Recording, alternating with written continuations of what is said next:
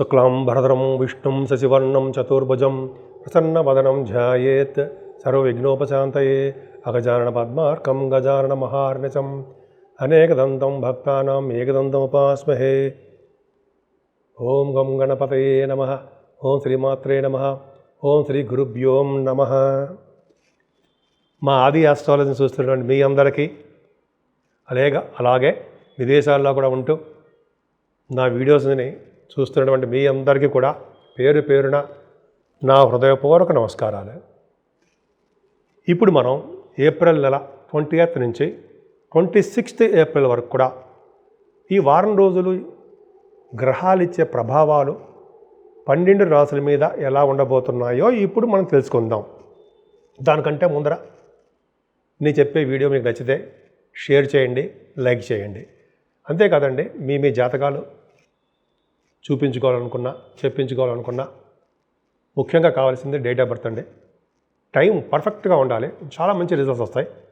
అలాగే మీ పుట్టిన ఊరు ఎక్కడుంది అయితే మీకు వివాహాలకు సంబంధించిన విషయాల్లో కానీ, చదువు విషయంలో కానీ, జాబ్ సంబంధించిన విషయాల్లో కానీ ఎన్ని అంశాలు, ఏ అంశాలు సరే మొత్తం కూడా కూలంకుషంగా నేను చూసి నేనే మీకు ఫోన్ చేస్తాను, మళ్ళీ చెప్తాను కూడా.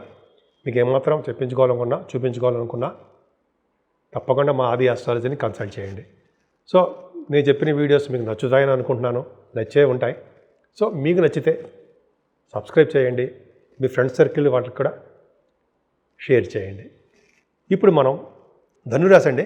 ధనురాశికి ద్వితీయ భావంలోనే చంద్రుడు ఉన్నాడు, కుజదృష్టి ఉంది, చంద్రమంగళ యోగం. అంటే సినిమా గాయకులు ఉంటారు కదా, వాళ్ళకి అవకాశాలు వెతుక్కుంటూ వస్తాయి. ఫారిన్ కంట్రీస్కి వెళ్తారు మీరు ప్రోగ్రామ్స్ రీత్యా. అలాగే చక్కటి భోజన సదుపాయం ఇది అలాగే ఉందంటే ఉందంటే ద్వితీయ భావంలో చంద్రుడు ఉండడమే గ్రేట్. అంతేకాకుండా గురుదృష్టి, కుజదృష్టి ఉండడం అంతకన్నా గ్రేట్. అంటే ఏంటంటే చక్కటి భోజన వసతులు, స్పెషల్ భోజనాలు మీకు ఉంటాయి. అంటే పిలిచి ఆదరించి ప్రేమగా వడ్డించే భోజనం మీకు ఉంటుంది. అది గ్రేట్ అండి. ధనురాశి వాళ్ళకి అది అద్భుతం. అంతేకాకుండా మీ కుటుంబంలో మంచి పేరు ప్రఖ్యాతులు ఉంటాయండి. సెకండ్ హౌస్ లార్డ్ శని ఎక్కడ ఉన్నాడు? 4th భావంలో ఉన్నాడు. సో వల్ల ఏంటి ప్రాబ్లం అంటే, దానివల్ల ఏంటంటే ఉపయోగం ఏంటంటే, మీరు కష్టపడి డబ్బులు సంపాదించడం కోసము ఉద్యోగ రీత్యా, వ్యాపార రీత్యా విదేశీ పర్యటన చేయబోతున్నారు. ఖచ్చితం. మీ ధనురాశి వాళ్ళకి చూసుకొని కావాలంటే విద్య రీత్యా వెళ్తారు, అక్కడ మీరు వ్యాపార రీత్యా కానీ విద్య రీత్యా కానీ వెళ్తారు. ముఖ్యంగా మీ ధనురాశి వాళ్ళకు విదేశ పర్యటన ఈ 2.5 సంవత్సరాలు లేదు కానీ అంటే 2.5 సంవత్సరాలు ఉంటాడు ఆయన. ఖచ్చితంగా మీకు సెకండ్ హౌస్ లాడు 4th భావం ఉన్నాడంటే విదేశాలకు వెళ్తారు, భూములు కొనుక్కుంటారు, వాహనాలు కొనుక్కుంటారు. కానీ తల్లిగారికి ఆరోగ్య పరిస్థితి కొంచెం జాగ్రత్త చూసుకోవాలి. ఏదైనా 4th భావంలో బొదుసుక్కులు ఉన్నారండి. బొదుసుక్కులు ఉన్నారంటే కళారంగంలో బాగా నేమ్ అండ్ ఫేమ్ తెచ్చుకుంటారు మీరు. అంతేకాకుండా వస్త్రాలు, ఆభరణాలు కొనుక్కోవడానికి అవకాశం ఉంది. శని 4th భావంలోనూ, రాహు 4th భావంలో ఉండడం తప్పు కదా. 4th రాహు కూడా తప్పే. కానీ ఆయన కొద్దిగా ధనయోగాన్ని కలిగిస్తాడండి. రాహు ధనయోగాన్ని కలిగిస్తాడు, తృప్తిని కలిగించడానికి చేస్తుంటాడు. ఆయన కష్టంతో కూడుకుని ఫారిన్ కంట్రీస్ తీసుకెళ్ళడానికి ట్రై చేస్తూ ఉంటాడు. కానీ రైతులుగా మాత్రము పంటల్లో నష్టాలు మాత్రం వస్తుంటాయి. విద్యార్థులకి ఆటంకాలు ఎదురవుతూనే ఉంటాయి. చదువులో కొద్దిగా ఇబ్బంది పడాల్సి వస్తుంది. ఏదైనా పంచమ స్థానంలో రవునాడంటే అర్థం ఏంటండి? మంచిదే కదా. పంచమ స్థానంలో రవునాడంటే పుత్రుల ద్వారా ధనయోగము, మీ పుత్రులు పుత్రికలు సంతానం బాగా డెవలప్ అవుతారంటే సందేహమే లేదు. అంతేకాకుండా పుత్ర జననము మీకు ఉండబోతోంది, కలగబోతున్నారు సూర్య భగవాను దయ వలన. అంతేకాకుండా స్టాక్ మార్కెట్లో ఉన్న వాళ్ళకి కూడా మంచి అవకాశాలు ఉన్నాయండి. ఏదైనా 6వ భావంలో గురుడు చాలా మంచివాడు ఉండేవి. మ్యాగజైన్లో ఉంటుంది, మర్చిపోతాను చెప్పడం. ఆ గురుడు కూడా మంచి ఫలితాలు ఇస్తుంటాడు మీకు. ముఖ్యంగా మీ రాష్ట్రపతి కాబట్టి శత్రువుల వలన, అలాగే రుణాల వలన బాధల నుంచి తప్పిస్తుంటాడు మీకు. అంతేకాకుండా లా రిలేటెడ్ సంబంధించిన వ్యవహారాల్లో కూడా మీకు ఉన్నతంగా రాణించడానికి అవకాశం ఉంది. అంతేకాకుండా 7వ స్థానం కూడా బాగుందండి, మీరేం భయపడతాం అవసరం లేదు. 7వ కూడా 4th భావం ఉన్నాడు. ఇదొక ఇంపార్టెంట్ ఇష్యూ. 7వ 4th భావం ఉన్నాడంటే ఫారిన్ కంట్రీసే కదా. పైగా 10th హౌస్ లార్డ్ బుధుడు 4th భావంలో ఉన్నాడు. ఎలా చూసుకున్నా సరే మీరు ఫారిన్ కంట్రీస్ వెళ్ళి తీరాల్సిందే, వెళ్తారు కూడా. మీ జాతక ప్రకారం రాహు కనెక్షన్ కూడా ఉంది కదండి. కనెక్ట్ అయిపోయినాడు రాహు కూడా.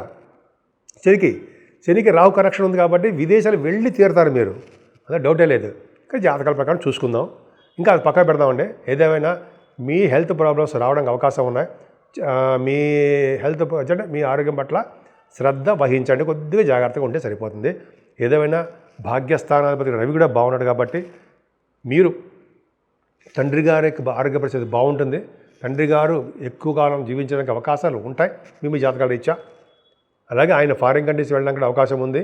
రాజకీయ రంగంలో కూడా మంచి అభివృద్ధికరంగా ఉండడానికి అవకాశం ఉంది. పుణ్యక్షేత్ర దర్శనాలు చేస్తారు, కాశీ వంటి క్షేత్ర దర్శనాలు కూడా చేస్తారు. ఉన్నతమైన విద్య, చక్కటి చదువుల కోసం విదేశ పర్యటన చేయబోతున్నారు. అంతకంటే ముఖ్యమైనది ఏంటంటే దశమస్థానంలో కేతువుకి గురు దృష్టి, 5 గ్రహాల దృష్టి ఉందండి. బుధ శుక్ర శని రాహువులు చంద్రుడు గురుడు 6 గ్రహాల దృష్టి దశమస్థానానికి. కేతువు అంటే కేతువు కుజ సమానం కదా, అంటే రియల్ ఎస్టేట్ రంగంలో ఉన్న వాళ్ళకి భూములు బాగా సక్సెస్ రేట్ ఉంటుంది, అమ్ముడు పోతూ ఉంటాయి. పక్కకు పెడితే సాఫ్ట్వేర్ రంగ ఉద్యోగస్తులకి వాళ్ళ గురించి మాట్లాడుకుందాం. సాఫ్ట్వేర్ రంగ ఉద్యోగస్తులకి ప్రమోషన్స్ వస్తాయి. ఆడవాళ్ళకి చెప్తానండి, ప్రమోషన్స్ వస్తాయి, ఉన్నతంగా గౌరవం పడుతుంటారు. ముఖ్యంగా మీ ఉద్యోగ భద్రత ఉండి తీరుతుంది. ఉద్యోగం పోతుందిరా బాబోయ్ అనుకున్న అవసరమే లేదు, అనుకోవాల్సిన అవసరం లేదు. దశమస్థానం 10th హౌస్ కర్మస్థానం, మంచి మంచి పనులు చేస్తూ ఉంటారు కదా. భగవద్గీతలో శ్రీకృష్ణుడు కూడా చెప్తారు కదండి మనకి, కర్మానుసారే బుద్ధి కర్మానుసారే అంటారు. మంచి మంచి కార్యక్రమాలు, మంచి మంచి పనులు చేయి. నేను ఉన్నాను, కృష్ణుడు చెప్తాడనమాట, నేనున్నాను, ఫలితాలు నీకు వచ్చే రావాల్సిన సమయంలో మీకు ఫలితాలు ఇస్తారంటాడు. సో అదే పక్కన పెడితే ఏదైనా 10th భావం బాగుంది కాబట్టి అన్ని రంగాల్లోనూ మీరు ముందంజలో ఉంటారు. ముఖ్యంగా లాయర్స్ వృత్తిలో ఉన్న వాళ్ళకి, డాక్టర్స్కి చాలా కలిసి వస్తుందండి. ఫైనాన్స్ వాళ్ళకి, బ్యాంకింగ్ రంగంలో ఉన్న వాళ్ళకి, విద్యా సంస్థలో ఉన్న వాళ్ళకి, ఇంకా అలాగ అనర్గళంగా చెప్పుకునేటప్పుడు చాలా ఉందండి. ఏదేమైనా చాలా బాగుంది. ముఖ్యంగా మీకు అన్ని రంగాల్లోనూ ముందంజలోనే ఉంటారంటే ఏమాత్రం సందేహం లేదు. ఎక్కడికి వెళ్ళినా చక్కగా అభివృద్ధికరంగా ఉంటుంది. సన్మానాలు జరుగుతూ ఉంటాయి. విదేశ పర్యటన ఎక్కువ ఉంటుంది. ఏదైనా మీరు పూజించవలసిన దేవుడు సుబ్రహ్మణ్యేశ్వర స్వామియే. ముఖ్యంగా మీకు ఆరోగ్య భద్రత ఎక్కువ అవసరం అండి. మీ ఆరోగ్యం పట్ల అంటే అశ్రద్ధ చూపిస్తుంటారు, నిర్లక్ష్యం చేయకండి. కుజుడిని పూజించండి, సుబ్రహ్మణ్య స్వామి పూజించే చాలు, అద్భుతమైన ఫలితాలు అటంతా అవే వచ్చి తీరుతాయి. ఇప్పుడు మనం 12 రాశుల వాళ్ళకి అంటే మేషం నుంచి మీనరాశి వరకు కూడా రెమిడీ అండి, అంటే నవగ్రహాలకి సంబంధించినటువంటి రెమిడీ ఏం చేస్తే బాగుంటుంది ఈ వారంలో? దత్తాత్రేయ స్వామి వారిని కొలవాలండోయి. దత్తాత్రేయ స్వామి వారిని కొలవడం వలన, అలాగే గణపతి సచ్చిదానంద స్వామి వారు గురువు గారిని పూజించడం వలన 12 రాశిలో ఉన్న వాళ్ళందరికీ కూడా ఎటువంటి కష్టాలు రాకుండా, ఎటువంటి ఇబ్బంది కలగకుండా దత్తాత్రేయ స్వామివారు అలాగే గణపతి సత్యనారాయణ స్వామివారు కూడా మనకి అనుగ్రహం ఇస్తారు అనడంలో సందేహం లేదు.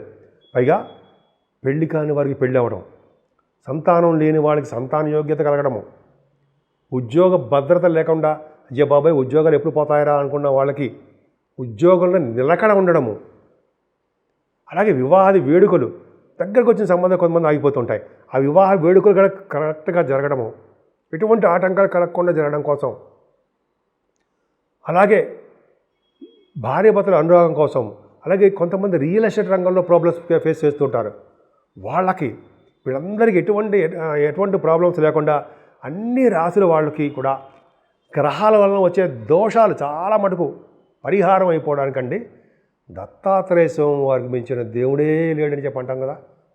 బ్రహ్మ విష్ణు మహేశ్వరుల యొక్క స్వరూపము శ్రీ దత్తాత్రేయ స్వామి వారు. నాకు చాలా ఇష్టం దత్తాత్రేయ స్వామి వారు అంటే. అలాగే గణపతి సచ్చిదానంద స్వామి వారి యొక్క శిష్యుని కూడా నేను 1977 నుంచి. సరే అది పక్కన పెడతాను, తర్వాత చెప్పుకుందామండి. ఆ గురువుగారికి పూజించడం వల్ల గురువుగారికి బ్లెస్సింగ్స్ ఉంటారండి. ఏ ప్రాబ్లమ్స్ లేకుండా ముందు ఆయనే కాపాడేస్తుంటారుగా మనల్ని, ఆయన కాపాడుతుంటాము.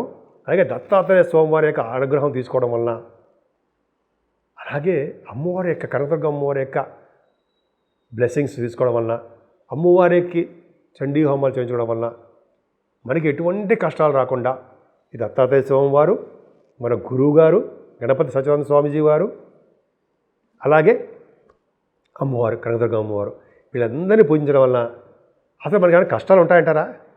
ఏ మాత్రం ఉండవు. భగవద్గీతలో కృష్ణుడు కూడా చెప్తారు కదండి మనకి. సో ఈ విధంగా కష్టాలు రాకుండా మనల్ని సర్వదా కాపాడే స్వామి దత్తాత్రేయ స్వామి. సో ఆయన పూజిద్దాం, ఆయన యొక్క అనుగ్రహానికి మనందరం పాత్రలు అవుదాం.